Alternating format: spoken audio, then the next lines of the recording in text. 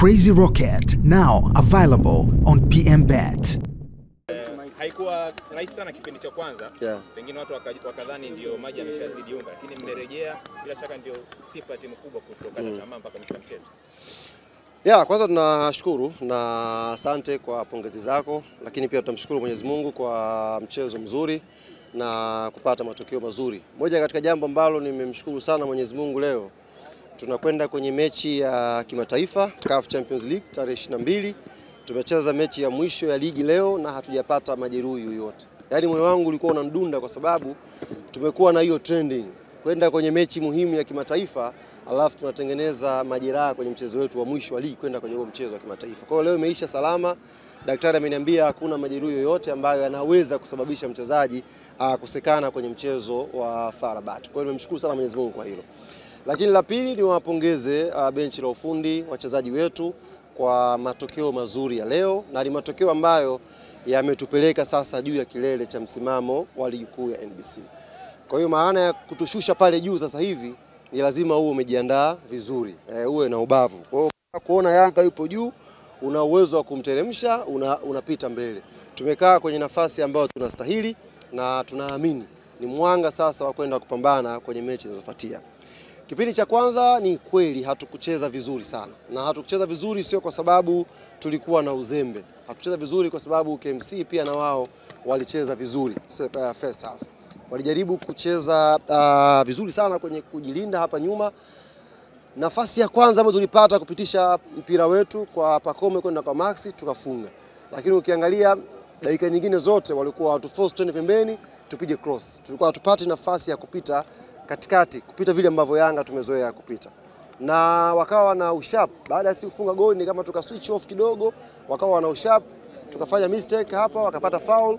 Faida nafikiri ya jua, Diara akacheza ule mpira kile alicheza katika eneo ambalo Saliboko alikuwa yuko active na akafunga goli zuri. Kwa hiyo tulipokwenda vyumbani, sijua mwalimu alizungumza nini, lakini naamini alikwenda kuwakumbusha umuhimu wa dakika 45 za kipindi cha pili kuja kucheza kwa umakini. Pressure ni kubwa sana, watu wanahitaji matokeo, players wanacheza kwa pressure kubwa. Baada ya goli la pili kila kitu kilifunguka. Nafikiri uliona nafasi nyingi, magoli tumefunga mawili mengine tena, players wakaanza kucheza bila pressure. Na hii inairudia kila siku. Kinachotuumiza hapa sasa hivi ni pressure tu.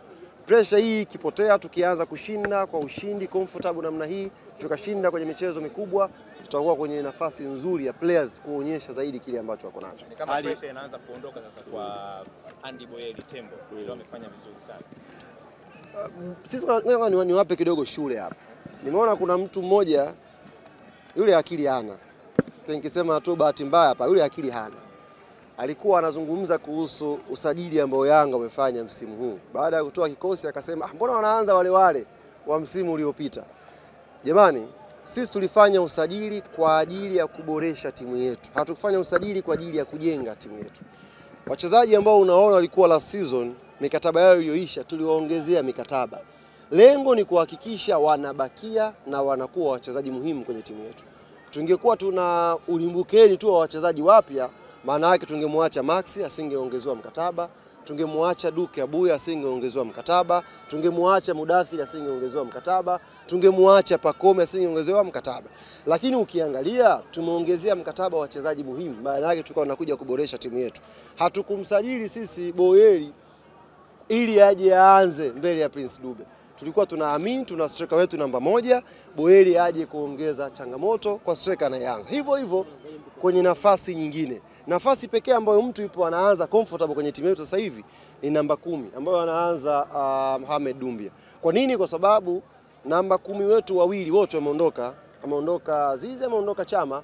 Kwa hiyo Dumbia ndio namba 10 mpya, ndio maana anaanza. Hata Mzizi angekuwa fit, maana yake hata Chikola angekuwa anakaa mbao. Sio, unaelewa? Kwa hiyo sisi hatukwenda kujenga timu, tulikwenda kuboresha timu. Kwa hiyo hawa wapi wanaokuja hawa mdogo mdogo wanatakiwa waingie kwenye timu kwa kuonyesha ushindani. Kama hivi anaanza Dube, akija Boyeli anatakiwa aonyeshe kwamba anaweza kucheza vizuri kwenye nafasi.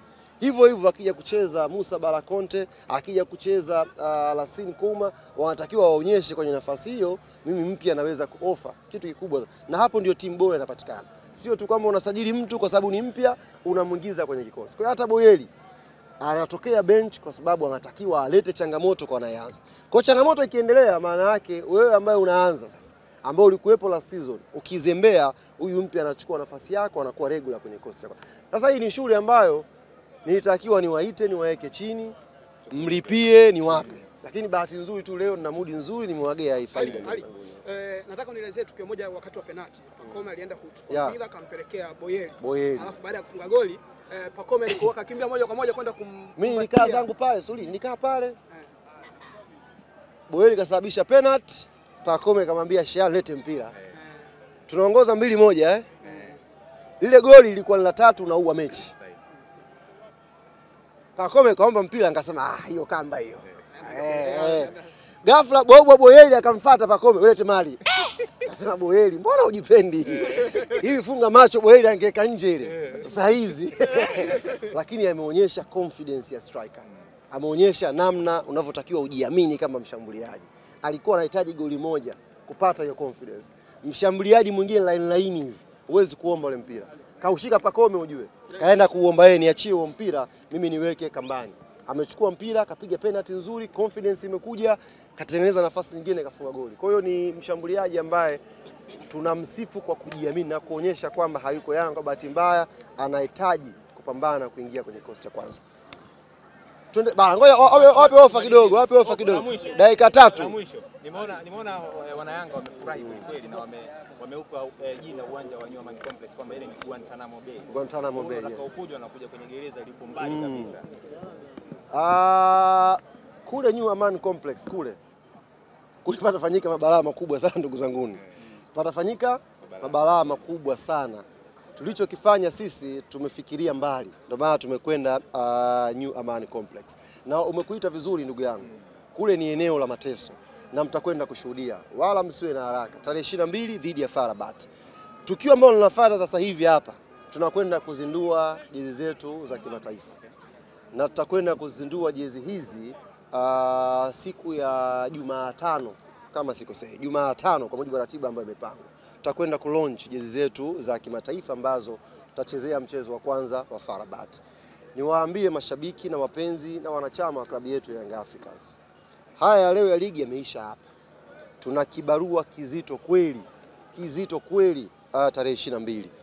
Tupo kwenye kundi gumu, tupo kwenye kundi zito, na sisi kwa sababu ni timu kubwa ndio tumeweka ugumu pia kwenye hilo kundi. Ingekuwa si ni timu mbovu tu, watu wangesema kundi hili kundi mchekea, lakini tumekwenda pale kwa sababu tuna deserve kuwa miongoni mwa story kubwa Afrika. Sasa hii tufanye vizuri. Kwani kuna timu inacheza mpira? Timu gani? Madogo test taa. Hata kutest taa. Tumalizia umeme hao. Kwa hiyo tuendeni tukajiandae vizuri kwa ajili. Sawa kocha. Wanafanya zote? Basi twendeni bwana. Kocha.